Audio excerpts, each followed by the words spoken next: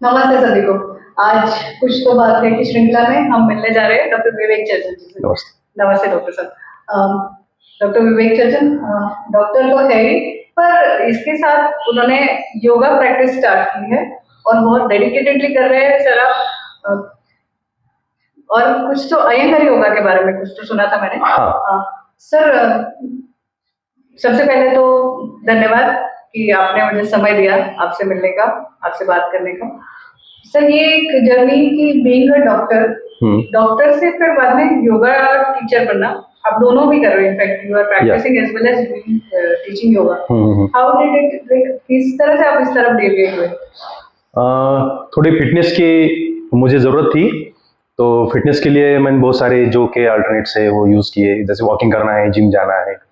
लेकिन ऐसे हुआ कि कुछ ऐसे योगा आ गए कि मुझे सूर्य नमस्कार के बारे में पता चला। आर्य चाणक्य विद्याधाम जो है वहाँ पे जो सूर्य नमस्कार एक टीचर आए थे, अयंगार, सर्टिफाइड अयंगार टीचर, उन्होंने वो सूर्य नमस्कार वहाँ पे लिए।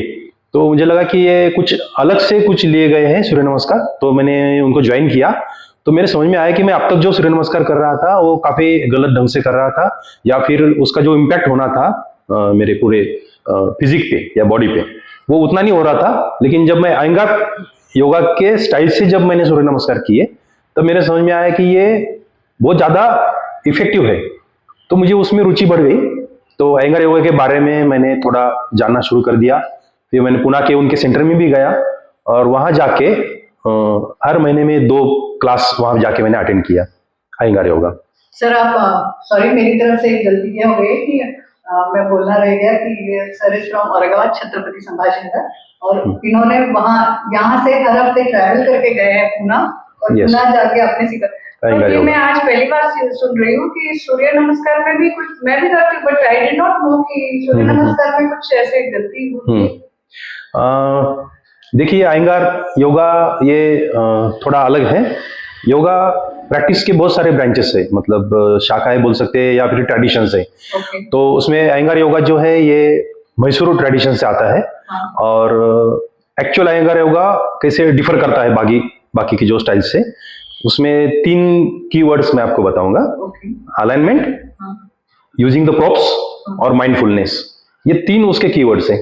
जैसे अलाइनमेंट जो है बॉडी की, तो एनाटॉमिकली आपका एक नैसर्गिक एक ढांचा है, और अपने गलत तरीके से बैठने में, गलत तरीके से जो अपनी लाइफस्टाइल है उसकी वजह से क्या होता है कि बॉडी की अलाइनमेंट जो है बिगड़ जाती है, और अलाइनमेंट बिगड़ने की वजह से जॉइंट जो है अपने उसके ऊपर गलत एंगल से प्रेशर आना शुरू हो जाता है और उसका टीयरिंग वेयरिंग जो है वो बढ़ जाता है। तो अयंगार योगा का जो ज्यादा जो जोर है या एम्फेसिस है वो अलाइनमेंट पे है। कोई भी पोज अगर है, जैसे त्रिकोणासन है, ताड़ासन है, कोई भी पोज वो परफेक्ट अलाइनमेंट में ही होनी चाहिए, ताकि ईच एंड एवरी जो मसल्स है उसको वो पोज का बेनिफिट मिले।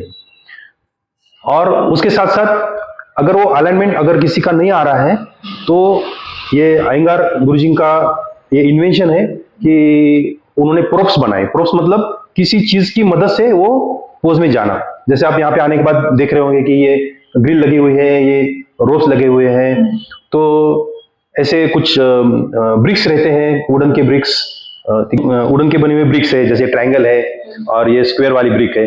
तो इसका जहां जहां पे जरूरत है वहां पे इसका सपोर्ट लिया जाता है।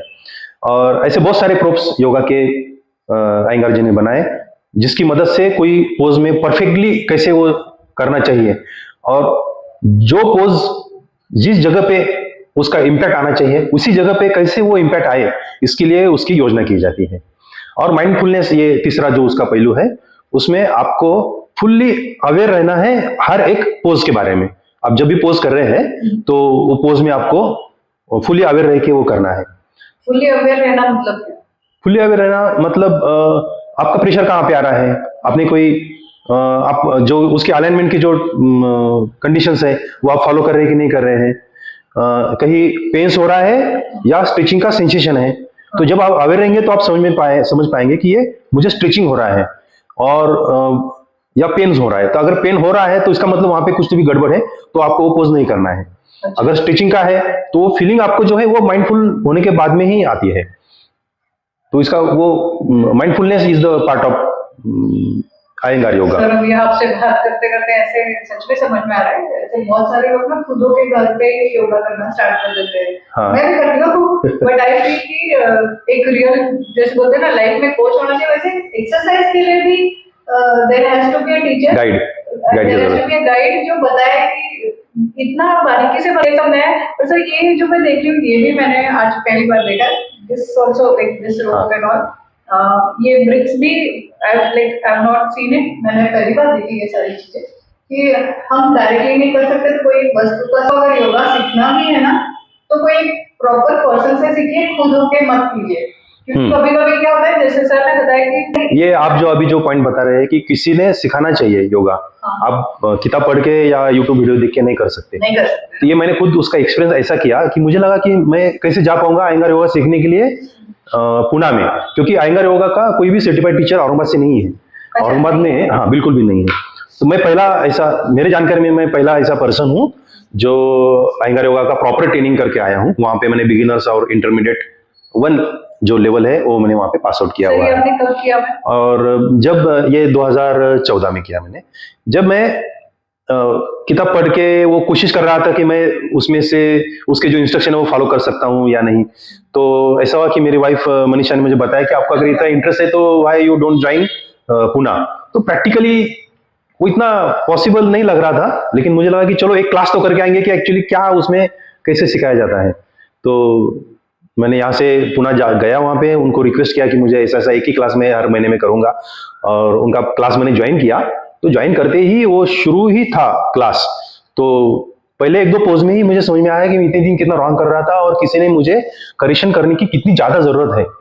तो जो मैंने ऐसा डिसीजन लिया था कि मैं महीने में करेक्शन किया, आप जैसे बोल रहे हो कि मैं बुक में से पढ़ के कर रहा था और फिर वाइफ को पूछता था ये सही पोज है कि नहीं है। तो आपकी वाइफ ने, मैम नमस्ते, मनीषा ने, डॉक्टर मनीषा चर्जन, उन्होंने इंसिस्ट किया कि आप प्रैक्टिकली वहाँ पे जाके सीख लो। यस सर ये बात सच है कि एक सक्सेसफुल पर्सन के पीछे राइट उनकी वाइफ का हाथ होता है। Sure yes. मैम आपका क्या एक्सपीरियंस रहा जब सर जा रहे थे, तो व्हाट डू यू थिंक? उन्होंने बहुत मेहनत की है, प्रैक्टिस तो थी, ये जनरल प्रैक्टिस में है, तो he is very punctual for his practice. And वो 10 साढ़े 10 बजे उनका ओपीडी खत्म करके फिर डिनर लेके 11:30 बजे जाते थे ट्रैवल से। वहाँ जाके 6 बजे वहाँ पहुँचने के बाद में थोड़ा फ्रेश होके वो एक बैच ऑब्जर्व करते थे, फिर उसके बाद बीच में ब्रेक लेके खुद एक बैच अटेंड करते थे, और फिर रिटर्न आ जाते थे वापस। तो 5:30 बजे फिर शाम की ओपीडी और ज्वाइन करते थे। सिर्फ एक ओपीडी उनकी लॉस हो जाती थी, लेकिन ऐसा उन्होंने 2 साल किया। 2 साल मतलब हर हफ्ते जाना। हाँ हर हफ्ते। लेकिन वो वर्क था, ओपीडी का जो लॉस होता था या फिर जो मुझे जो एक्सर्शन होता था, इट वाज वर्थ, क्योंकि उससे मेरा जो परसेप्शन है योगा के बारे में वो बहुत हद तक उसको मैं न्याय दे पाया उसमें। सर ये मैम जैसे बता रही है ना, मैं इतना बोलना चाहूंगी कि कभी कभी ना आजकल ना इंस्टेंट का जमाना आ गया। मैंने आज सीखा, मेरा आज ही पेन चला जाना, मैंने आज सीखा, मुझे आज ही रिजल्ट होना चाहिए। बट होता है ना, slow and study wins the race. आपने पूरा 2 साल उसमें मेहनत किए, और नाउ यू आर, जिस तरह से आप बात कर रहे हो ना, आपके अंदर का कॉन्फिडेंस आई कैन फील कि सच में ये जेन्युइन टीचर है। Thank you. मेरा ऐसा एक्सपीरियंस है कि अभी मेरा वेट बहुत बड़ा है, लेकिन मेरे लिए ड्रीम था कि मैं कभी शीर्षासन कर पाऊँ, लेकिन इनका सिखाने का तरीका इतना परफेक्ट है कि मेरा वो ड्रीम पूरा हो गया कि मैं शीर्षासन कर पाती हूँ इतना वेट लेके। तो उनकी जो स्टाइल है बताने की, वो इन्हें सिखाना बहुत ही अच्छा है इनका। ऐसे में वाइफ होके भी लॉकडाउन से 2020 से इनसे जुड़ी हूँ। जैसे पहले मुझे योगा का कुछ इतना इंटरेस्ट नहीं था, लेकिन जैसे मैं कुछ मेरे लिए चारा नहीं था लॉकडाउन के वक्त, तो इनके साथ जुड़ गई तो इतना इंटरेस्ट बढ़ गया। तो अभी मैं डेली इनके साथ में करती हूँ। ये बहुत ही हार्ड है ना कि वाइफ हस्बैंड के साथ में इतने साथ करना, लेकिन उनका सिखाने का तरीका एटलीस्ट वो क्लास में मेरा सुनती है। अच्छा। तो सिखाने का तरीका बहुत बढ़िया है, माइनर, और इतना वो इंस्ट्रक्शन, एक एक पोज में इनके 20-20 इंस्ट्रक्शन रहेंगे, और किसी का इतना सा भी गलत है तो उनको बिल्कुल नोटिस होता है, तो करेक्शन पे और वो अलाइनमेंट पे बहुत अच्छा सा होता है। ऐसे ही जैसे जैसे आप लोगों की बात सुन रही है, ऐसे रियल में लग रहा है कि इट्स माय वर्क कि मैं आज सर से मिलने आई हूँ। I am very lucky to have met him. Sir ये सब बातें, हाँ बिल्कुल, जैसे अभी मैं जो बैठा हूँ आपने ऑब्जर्व किया होगा कि मैं ये ब्लॉक लेके बैठा हूँ। जैसे अभी आपको बहुत देर तक अगर बैठना है, जैसे अभी मैं यहाँ पे बैठा हूँ और कुछ देर के बाद होते, जैसे मेडिटेशन के लिए बैठते हैं अपन, तो कुछ देर के बाद क्या होता है कि पीठ जो है अपनी थोड़ा उसको, अगर मसल स्ट्रेन नहीं है तो धीरे धीरे हम ऐसे झुक जाते हैं। तो बैलेंस करने के लिए हम ऐसा करते हैं, बॉडी का जो सेंटर ऑफ ग्रेविटी है वो उसको एडजस्ट करने के लिए हम जो है थोड़ा पीछे झुक जाते हैं। अगर इस तरीके से अगर हार्ड फॉर्म का अगर आपने कुछ ब्लॉक ले लिया है तो naturally you can sit very comfortably और your back remains very straight, very erect.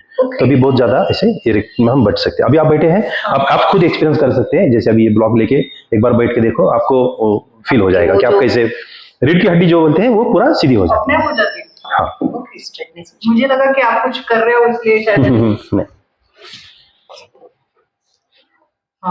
Yes है ना। अब मतलब पूरा पीठ जो है सीधी हो जाती है। पोजीशन में ज्यादा देर बैठ पाएंगे? अगर आपको बैठ सकते हैं, अगर ऐसे अगर विदाउट अगर ब्लॉक आप बैठेंगे तो, और आपके अगर बैक की मसल्स अगर वीक है तो आप बहुत देर तक नहीं बैठ पाएंगे। मेडिटेशन अगर करना है तो एटलीस्ट तो हाफ एन आवर तो करना ही है। प्राणायाम करना है, पर्टिकुलरली अगर योगा का सब्जेक्ट ही आप फॉलो कर रहे हैं तो आपको सीधा बैठना बहुत जरूरी है, क्योंकि जो स्पाइनल कॉर्ड है उसमें ही सब जो चक्र बोलते हैं, योगिक चक्र, उसका लोकेशंस रहते हैं। तो उसके लिए बहुत जरूरी है कि आपकी जो रीढ़ की हड्डी है या वर्टिब्रल कॉलम है वो सीधा रहना चाहिए। तो ये जो ब्लॉक है वो उसके लिए हेल्प करता है। अब बहुत देर तक बैठने के बाद भी आपको थकान नहीं महसूस होगी। जैसे अभी आपने पूछा है कि ये क्या कैसे यूज किया जाता है, इसको हम अधोमुख श्वानासन रोप भी कह सकते हैं। इसमें जो है तो आप नको इसमें हम जो है जिनको लंबर का कुछ प्रॉब्लम है, यहाँ पे स्पाज्म आया रहता है, तो उनको फ्री करने के लिए हम इसका यूज करते हैं।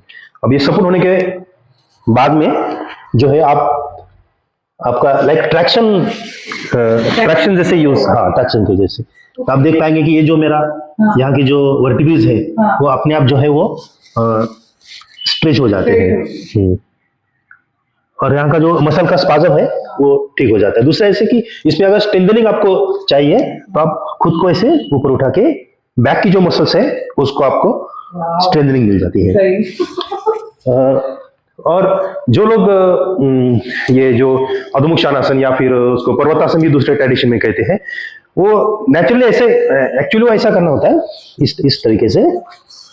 तो बहुत लोग ऐसे उनकी पीठ ऊपर आ जाती है या फिर वो पैर सीधा नहीं कर सकते, बहुत सारे प्रॉब्लम होते हैं जो ऐसे होना चाहिए वो नहीं कर पाते। तो ये रोप का इस्तेमाल करके वो कर सकते हैं। हाँ, दूसरा ऐसा कि अगर शोल्डर से, शोल्डर के लिए भी ये ऊपर वाले जो रोप है ये शोल्डर के लिए यूज किए जाते हैं। फ्रोजन शोल्डर वगैरह किसी को है तो ऐसे बॉडी का वेट यूज करके आप शोल्डर को भी, शोल्डर जॉइंट जो है वो स्ट्रेच कर सकते हैं लाइक दिस। सर मुझे तो देख के डर लग रहा है। नहीं, डरने की कोई बात नहीं है। और धीरे धीरे आप प्रैक्टिस में आ जाते हैं तो मतलब यहाँ पे जो मेरे पार्टिसिपेंट आते हैं उनको बहुत ज्यादा इंटरेस्ट रहता है कि हम रोप पे एक्सरसाइज करें, क्योंकि उसके बहुत सारे असिस्टिंग उससे मिल जाता है जॉइंट फ्री होने के लिए। और प्रोप का यूज करने की वजह से एक तो अलाइनमेंट ठीक रहता है, और जो योगा के जो बेनिफिट्स लेने हैं वो बहुत स्पीडली आपको मिल जाते हैं। सर आप तो सालों से कर रहे हैं, तो मेरे लिए तो ये रियल परीक्षा होगी कि आपकी कोई स्टूडेंट मुझे शीर्षासन करके बताए। Ma'am is your student? या madam is my student. Please, I would really like to see it in practice.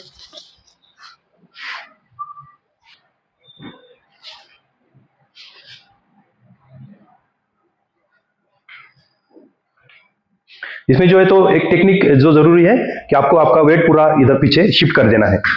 थोड़ा आगे सरकूंगा, आगे सरकूंगा। जितना आप वेट शिफ्ट करेंगे तो बॉडी पूरी हल्की हो जाके आप पैर ऊपर उठा सकते हैं। Yes. मैं बिना सहारे के कर रहा हूँ। बहुत ये खाली, ये खाली। You are an inspiration real. और धीरे धीरे जब आपका जो स्ट्रेंथ है वो जैसे आपके बढ़ के आपका अवेयरनेस बढ़ जाएगा और मसल स्ट्रेंथ आ जाएगी और बैलेंस का स्टेज आ जाता है। सो विदाउट सपोर्ट भी आप कर सकते हैं। मेरे लिए ये बहुत ड्रीम था कि मुझे नहीं लग रहा था कि मैं कभी शीर्षासन कर पाऊंगी। कर रहे हो ना मैम, कितना अच्छे से किया आपने। देखिए एक्सरसाइज बहुत ज़रूरी है आजकल, और जितना जोर हम अपने खाने पे देते हैं या मेडिसिन पे देते हैं तो उतनी ही ज़रूरत अपने लाइफस्टाइल में एक्सरसाइज की है। और आप कोई भी एक्सरसाइज अगर कर रहे हैं तो उसका आपको बेनिफिट मिलना ही है, right from walking to gym. और इसके बीच में फिर योगा है। योगा जो है वो उसमें आपका अलाइनमेंट तो ठीक हो जाता ही है, मतलब physical alignment leads to physiological alignment. तो आपका एनाटॉमी अगर ठीक हो गया तो आपकी फिजियोलॉजी ठीक हो जाएगी। फिजियोलॉजी ठीक होने के बाद आपका उसका इम्पैक्ट जो है न्यूरोलॉजी पे आता है, और न्यूरोलॉजिकल करेक्शन होने के बाद डायरेक्टली आपका साइक मतलब माइंड के ऊपर उसका असर होना शुरू हो जाता है। मतलब शरीर से शुरू किया हुआ वो जर्नी आपको माइंडफुलनेस की तरफ ले जाता है। तो योगा की ये ब्यूटी है। इसके साथ अगर प्राणायाम और मेडिटेशन अगर जोड़ दिया जाए तो आज का जो मेन प्रॉब्लम है हैंडलिंग द स्ट्रेस, तो उसके लिए दूसरा कोई अल्टरनेट है ही नहीं। बाकी एक्सरसाइज में आपका फिजिकल हेल्थ अच्छा बन जाएगा, वो भी जरूरत है, स्ट्रेंथनिंग की भी जरूरत है, लेकिन योगा एक तरीका है फिट रहने का, जिसमें आपका फिजिकल हेल्थ के साथ साथ आपकी मेंटल हेल्थ भी अच्छी हो जाती है। और कोई ना कोई एक्सरसाइज मैं बहुत बार सोचती हूँ कि अरे दिन भर इतना काम किया तो जरूरी है क्या वॉक पे जाना, उसमें भी तो हमारी वॉक हो जाती है, काम करते घर का काम करते। मेल्स जो है यूजुअली जो भी वर्किंग है वो सोचते हैं कि मेरा तो दिन भर एक्सर्शन हो ही गया ऑलरेडी, तो क्या उसके अलावा भी जरूरत है वॉक पे जाने की या कुछ और करने की? आपने जो शब्द लिया है ना, एक्सर्शन हुआ है मेरा, इतना तो सारा एक्सर्शन हो जाता है, लेकिन exercise is very different from exertion. तो एक्सर्शन में आपके जो मूवमेंट्स है वो लिमिटेड है, दिन भर का जो काम है उसके आपने जो आपकी जो मूवमेंट्स होने वाली है बहुत लिमिटेड है। लेकिन एक्सरसाइज में पर्टिकुलरली योगा अगर आप कर रहे हैं तो उसमें जो मसल्स दिन भर में यूज नहीं होते, ऐसे भी मसल्स उसमें स्ट्रेचिंग या उसका स्ट्रेंथनिंग हो जाता है। तो you should differentiate both, exercise is different from exertion. तो एक्सर्शन के लिए तैयार होने के लिए आपको एक्सरसाइज की जरूरत है। वापस बोलेंगे आप, क्या बोल रहे हो मुझे समझ नहीं। दिन भर का जो आपका एक्सर्शन है उसके लिए फिट रहने की आपको एक्सरसाइज की जरूरत है। मतलब मतलब जैसे अभी आपको दिन भर बैठना है और पीठ की सीधा रखना है, आपको पोस्चर आपका जो बहुत इंपैक्ट करता है लंबर पेन के लिए। तो अगर आपका पोस्चर रॉन्ग हो गया तो आपका लंबर प्रॉब्लम आना शुरू हो जाता है। तो लंबर मतलब कमर में पेन आना शुरू हो जाता है। अगर आपका जॉब अगर दिन भर बैठने का है तो उसके लिए जो फिटनेस जरूरी है, ये क्या होता है सिटिंग जॉब में क्या होता है, धीरे धीरे मसल वीकनेस आ जाता है, पर्टिकुलरली पैर के पीछे वाली जो मसल्स है जिसको हैमस्ट्रिंग कहा जाता है वो धीरे धीरे सिकुड़ना शुरू हो जाता है। तो योगा में उसको लेंथनिंग हो जाता है, उसको स्ट्रेचिंग हो जाता है, और जिसकी वजह से आपका पोस्चर करेक्ट हो जाता है, और दिन भर बैठने की वजह से जो पॉसिबिलिटी है कि आपको लंबर पेन आना शुरू हो जाए या बैक एक शुरू हो जाए वो आप अवॉइड कर सकते हैं। तो मतलब जो दिन भर बैठने का जो एक्सर्शन आपको हो रहा है उसकी फिटनेस, उसके लिए वो झेलने के लिए फिटनेस जो है it will come from the exercise. हम जो डेली वर्क करते हैं एक ही टाइप का रहता है, तो एक सेट ऑफ मसल्स ही रोज यूज करते हैं, लेकिन कुछ ऐसे मसल्स है वो कभी काम में नहीं आते, इसको होता ही नहीं एक्सर्शन। तो योगा में हर एक मसल्स को स्ट्रेंथ मिलता है और वो स्ट्रेंथ होती है। तो अगर मैं वो मसल को यूज ही नहीं करूँ तो वो तो अच्छे से ही रहेंगे ना मैम? नहीं, ऐसे वो वीकनेस आ जाता है, उसकी स्ट्रेंथ जो शरीर की जो मसल्स हम यूज में नहीं ले रहे हैं तो वो धीरे धीरे एट्रोफी में चले जाती है, मतलब वो थोड़ा श्रिंक हो जाना शुरू हो जाता है, उसको वीकनेस आ जाना शुरू हो जाता है। आपने देखा होगा कि अगर कमजोर हो जाता है, जैसे आप एक कॉमन एक एग्जांपल है, अगर हाथ अगर फ्रैक्चर हो जाता है और महीने भर वो अगर प्लास्टर में रह जाता है तो वो प्लास्टर निकालने के बाद वो हाथ छोटा हो जाता है, उसकी मसल श्रिंक हो जाती है। तो उसके लिए अलग से आपको एक्सरसाइज करके उसको फिर से स्ट्रेंथ देना जरूरी होता है। तो जो बॉडी की जो मसल्स आप यूज में नहीं लेंगे, वो धीरे धीरे उसका फंक्शनिंग जो है कम होने के बाद वो उसमें कमजोरी आना शुरू हो जाती है। मैं बताऊंगी इनके बारे में कि इनका जो नेचर है, किसी भी चीज में बहुत डीप में जाते हैं। कुछ भी नॉलेज लेना है तो उसके तय तक जाएंगे, फिर उसका पूरा साइंस समझ लेंगे, तभी परफेक्शनिस्ट बोलते हैं ना, तभी फिर वो उसका अप्लाई करेंगे नॉलेज का। तो वो जो उनका नेचर है यहाँ पे बहुत, योगा में बहुत काम। हाँ, वो जो आदत है कोई भी चीज में परफेक्शन लाने की, और Iyengar yoga is about perfection of that poses, तो वो आदत मेरे इसमें काम में आ गई। और मुझे बहुत अच्छा लगता है कि जब मैं किसी का परफेक्ट करेक्शन करता हूँ, क्या होता है मुझे जो किसी के फॉल्ट जल्दी दिख जाते हैं, अरे इसका ये पैर ऐसा है। फॉल्ट फाइंडिंग नेचर है। एज ए हस्बैंड मेरे लिए इनका ये नेचर अच्छा नहीं है, लेकिन एज ए योगा टीचर ये बहुत ही तो क्वालिटी अच्छी, कि किसी ने गलत किया तो जल्दी से नोटिस हो जाता है। तो जिसको पता होता है वही बता सकता है। हाँ, तो इनको बहुत जल्दी, क्योंकि अगर आप अगर योगा पोजेस कर रहे हैं और सालों साल गलत अगर कर रहे हैं तो उसका गलत इम्पैक्ट जॉइंट पे आ जाता है।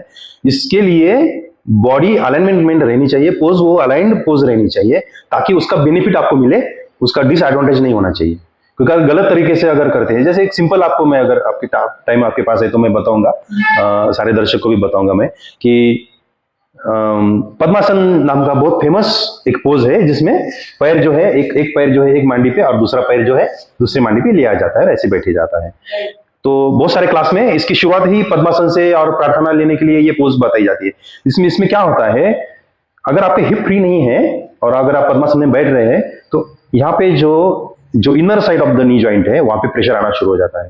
और सालों साल अगर कर रहे हैं आप, गलत तरीके से कर रहे हैं, हिप जॉइंट का उसमें रोल नहीं ले रहे हैं, या मसल वीक है आपके, तो बाद में ये जो नी है वो दुखना शुरू हो जाता है, वहां पे आर्थराइटिस सेट हो जाता है। अच्छा। हाँ, तो इसलिए पद्मासन की जो पोज है वो एडवांस पोज है, लेकिन लोग बिगिनर लेवल पे ही पद्मासन डाल के बैठ जाते हैं। उसके पीछे नेचर है, उसके पीछे फिजिक्स है। अगर गलत तरीके से अगर आप कर रहे हैं तो उसका आपको नुकसान होना ही होना है। तो योगा पोजेस जो है वो इतना भी आसान नहीं है कि कोई भी अगर पोज ले लिया और कर रहे हैं, लेकिन अगर बार बार अगर गलत कर रहे हैं तो उसकी कॉस्ट आपको पे करना ही है। अच्छा। हाँ, तो मतलब जहाँ पे फिटनेस के लिए आप कर रहे हैं, हाँ, उल्टा आपको नुकसान वो पहुंच सकता है अगर गलत तरीके से कर रहे हैं। अभी आपने जो शीर्षासन देखा है, तो ये देखने में तो बहुत आसान दिखा है, लेकिन उसमें जो है आपको वेट जो है, पार्शियली जो वेट है वो सर पे लेना है और मैक्सिमम वेट जो है हाथ के ट्रायंगल पे लेना है। ये बात कहीं बताई नहीं जाती है।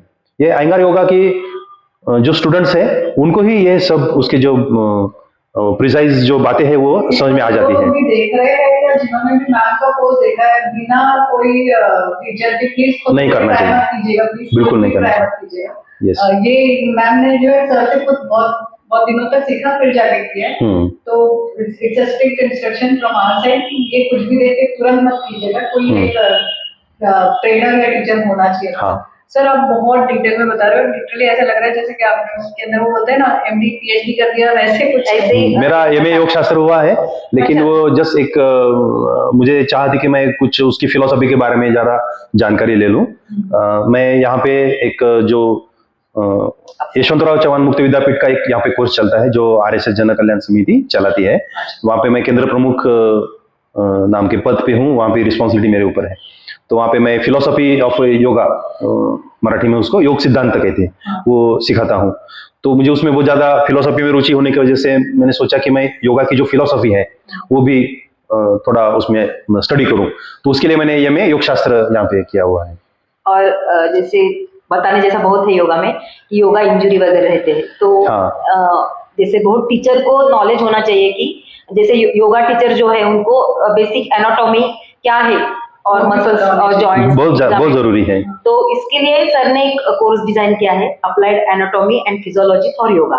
तो सर के बहुत बैचेस हो चुके हैं, बहुत ही योगा टीचर सर से सीख के क्या होता है कि योगा टीचर जो आप देखेंगे particularly they are not from medical background, और उनको जो एनाटॉमी या फिजियोलॉजी सिखाई जाती है बहुत ही बेसिक होती है।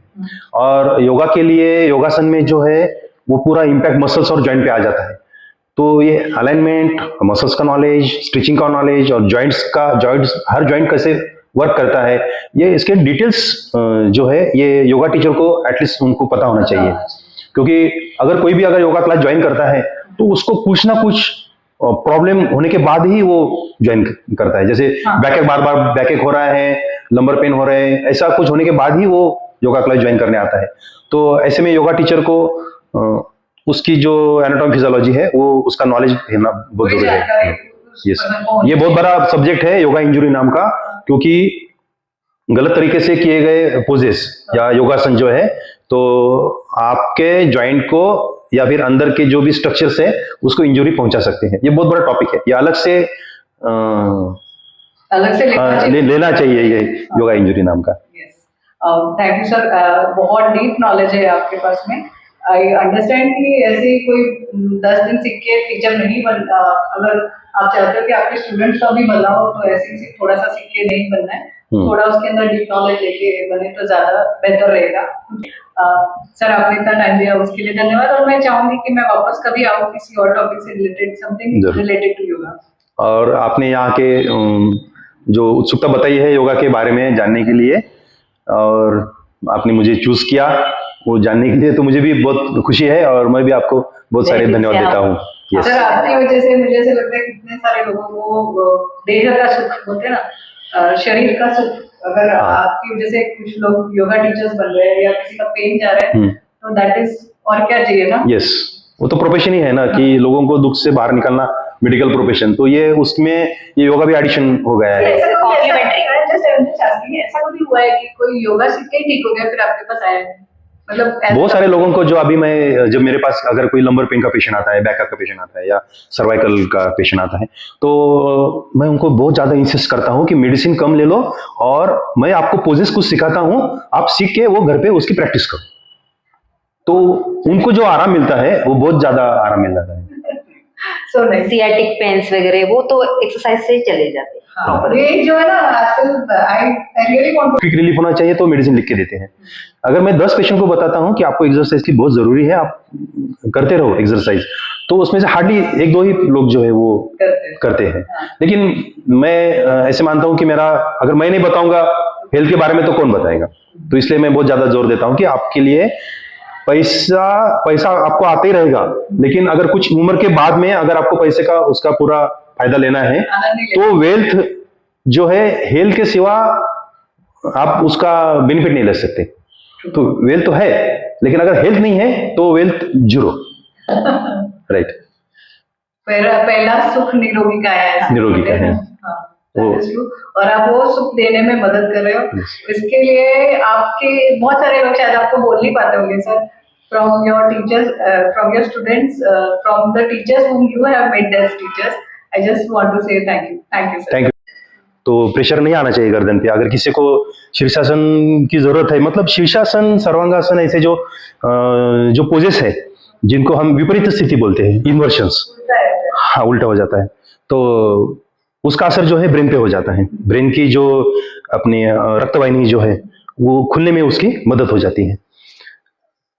ये अयंगार योगा में ऐसे शीर्षासन किया जाता है जिसमें सर के ऊपर कुछ भी प्रेशर नहीं आएगा और आप 10 मिनट 15 मिनट भी ये पोज में रह सकते हैं।